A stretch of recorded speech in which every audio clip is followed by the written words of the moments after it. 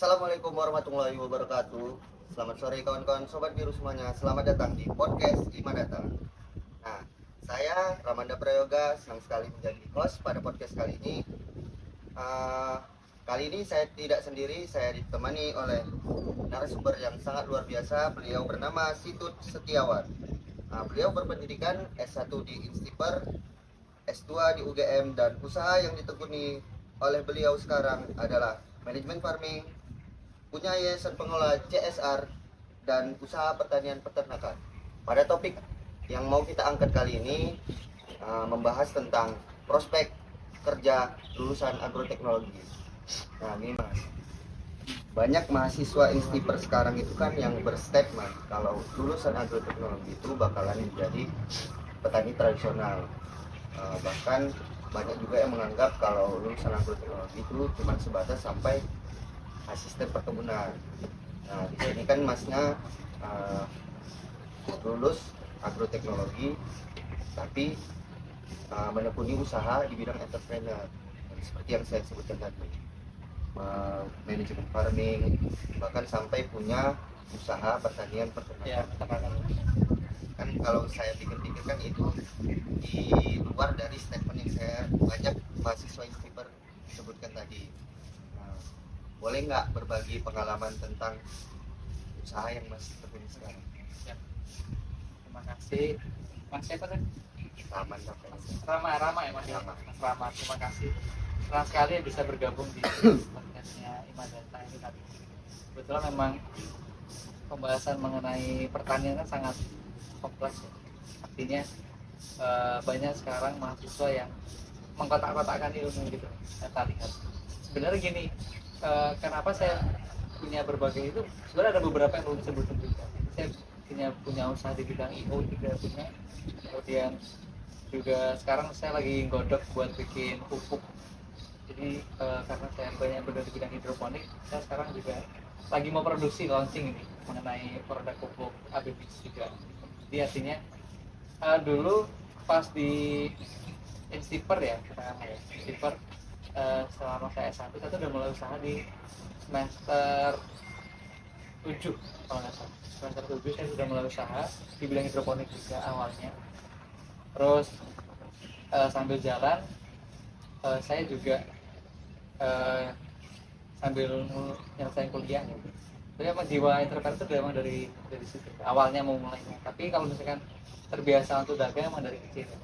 Jadi memang secara basic saya dari keluarga pedagang, jadi emang sukanya dagang. Ya sekarang konteksnya lebih kerennya entrepreneur atau wirausaha. Nah dulu memang sukanya seperti itu awalnya. Nah terlepas dari lulusan Instiper, sebenarnya gini, kita jangan terjebak sama stigmanya yang ada sih.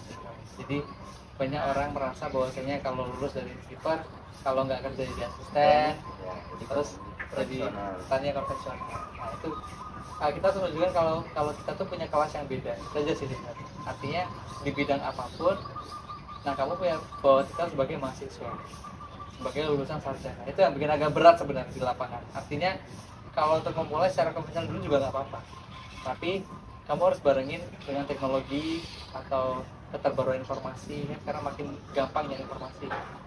Gitu. Jadi seperti saya punya peternakan, saya juga nggak sama sekali pertama kali punya, saya beternak bebek petelur ya. Walaupun masih saya baru mulai sekitar 1000 hektar saja.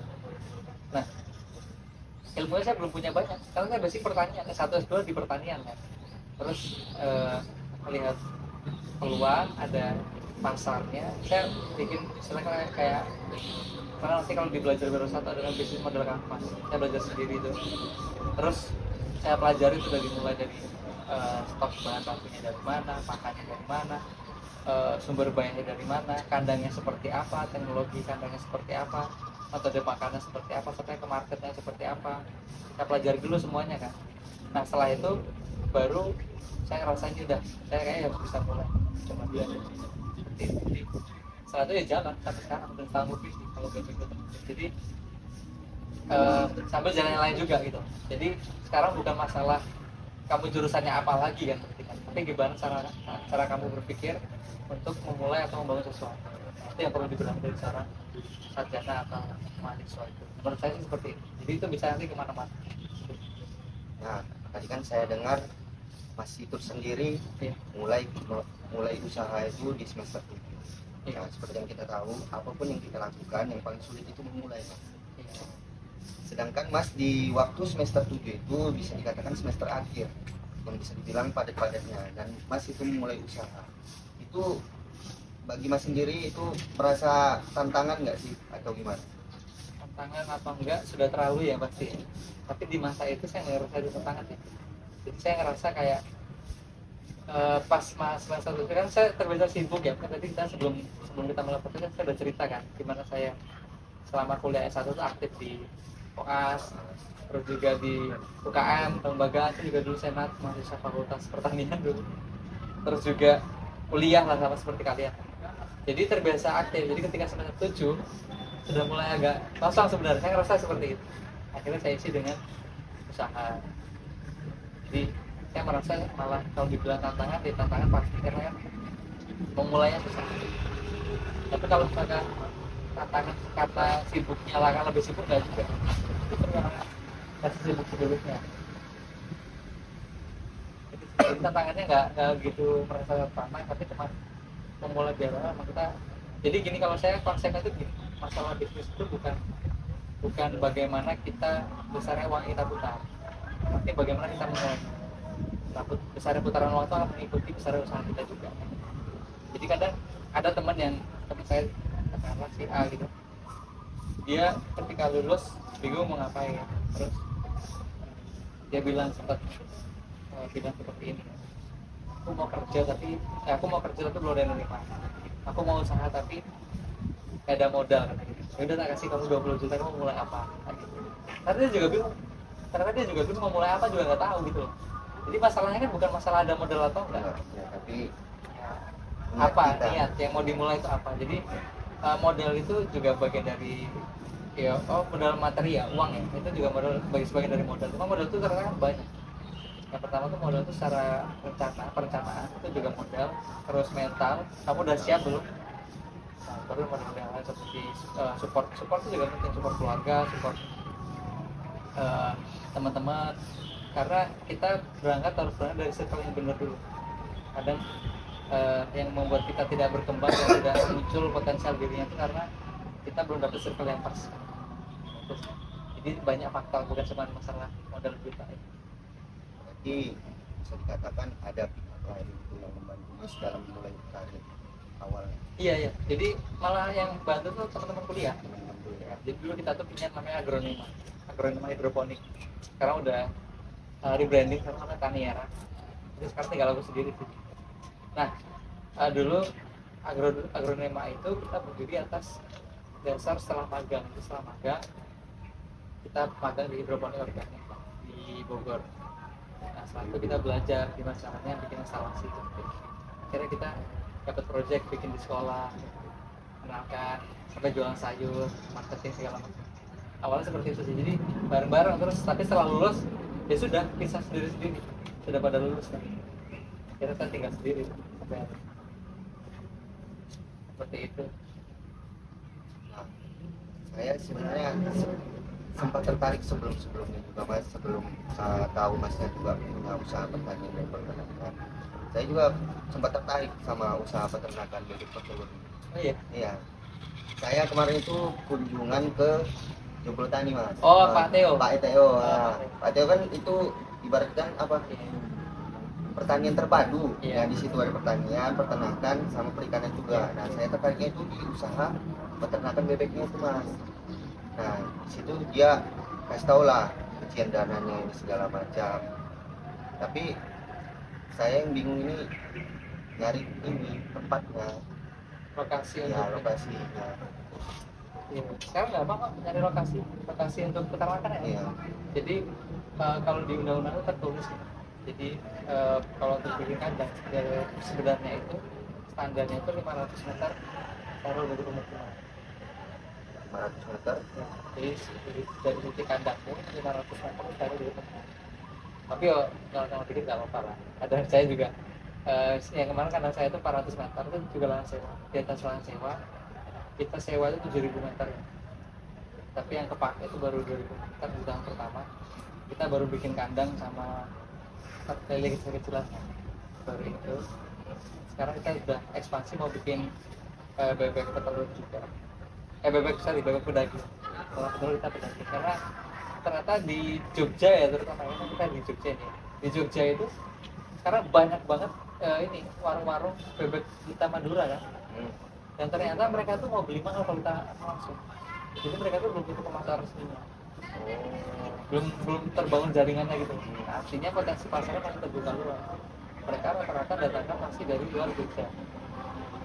Nah, stokes terbanyak untuk bebek pedaging saat ini dari kita sampai besar Jogja belum banyak.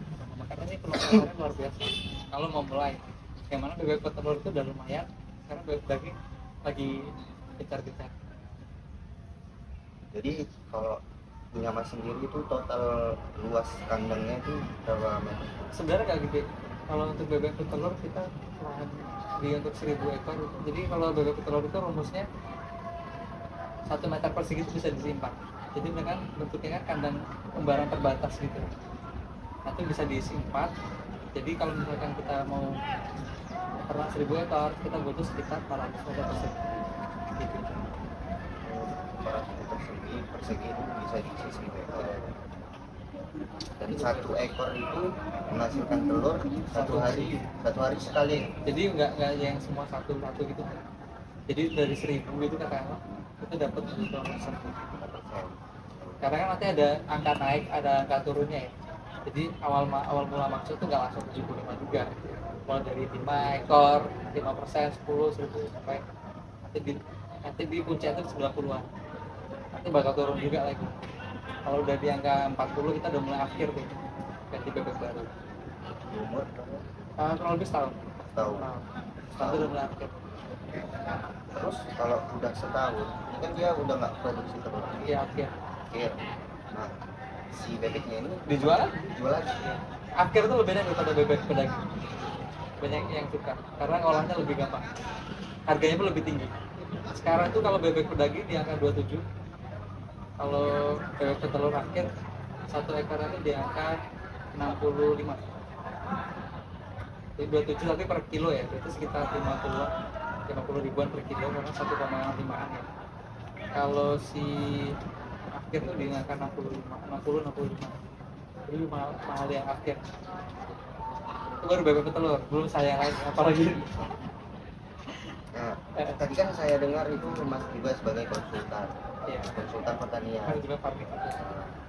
Nah, orang-orang itu sering konsultasi ke Masnya itu seringnya masalah apa sih Mas? Ya, jadi sebelumnya saya itu kan juga mengelola beberapa greenhouse hidroponik. Jadi kita tuh sudah punya rantai pasoknya sampai ke marketingnya juga. Jadi bukan cuma sekedar nanam secara greenhouse, terus panen udah sampai situ nggak, jadi ke marketnya juga bisa banget. Nah terus kemarin itu kita bikin pelatihan, kebetulan saya kolaborasi dengan hidroponik media.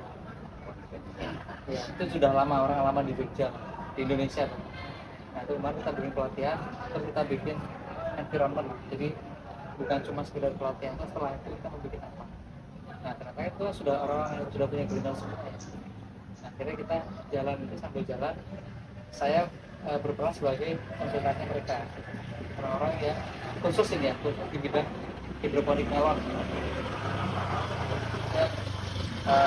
Karena saya sudah punya SOP-nya untuk melon, mulai dari SOP perawatan, SOP pengaplikasian pestisida, SOP sterilisasi, semua udah punya. Kultur teknisnya juga sudah. Jadi racikan pupuk pun saya bisa kasih gitu. Jadi sekarang itu lebih fokus membantu petani. Itu makanya lingkupnya jadi konsultan dan juga mengelola kebun sendiri. Saya juga tadi dengar Masnya itu punya yayasan pembangunan desa. Bolehlah diceritakan sedikit. Jadi itu ceritanya gini, jadi saya selama S2 di UGM itu sering ikut studi inovasi. Jadi sambil itu bantu dia pepet yang udah ikut aja, mulai dari Visipol UGM itu terus ikut inovasi, dan mana kita tuh lebih banyak kasih riset soal sosial lingkungan. Awalnya itu, terus ya sudah akhirnya setelah lulus dari UGM tetap dipanggil sama UGM juga masih, sampai akhirnya saya punya jejaring untuk mengelola itu sendiri. Karena saya punya lembaga sendiri yang mengelola bidang CSR-nya perusahaan, pertama di perusahaan migas kayak Pertamina, Girinpa, PKT, Bontang, itu sih. Jadi memang beberapa perusahaan-perusahaan migas tambang. Oke mas, bisa saya tarik kesimpulan berarti pasar itu dalam dunia bisnis sangat penting. Betul. Mungkin untuk sharing-sharingnya kita cukupkan dulu sekarang. Oke kawan-kawan Sobat Biru, setelah kita berbincang-bincang dengan narasumber yang hebat dalam membahas tentang prospek karir, lulusan agroteknologi bisa jadi apa sih? Sebenarnya lulus dari jurusan agroteknologi bisa jadi apa aja, asalkan jangan jadi Tuhan dan nggak korupsi. Benar nggak mas? Nah, usaha yang ditekuni oleh narasumber saya tadi itu kan sangat berbeda dari statement yang banyak mahasiswa Instiper pikirkan, yang mana statement banyak mahasiswa Instiper sekarang kan lulusan agroteknologi itu hanya sebatas menjadi petani tradisional dan asisten di perkebunan sawit. Namun berbeda dengan yang dijalani oleh narasumber kita. Beliau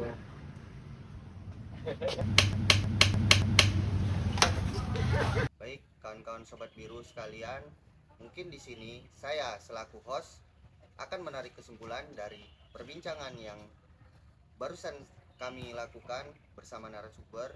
Di sini bisa saya tarik kesimpulan bahwa prospek kerja atau peluang kerja itu tidak hanya berpatok sama disiplin ilmu yang kita punya, tapi kesempatan dan keinginan lah yang akan membantu dalam mencari peluang kerja tersebut. Mungkin di sini saya Ramanda Prayoga selaku host pada podcast kali ini bersama narasumber saya yang hebat pamit undur diri. See you.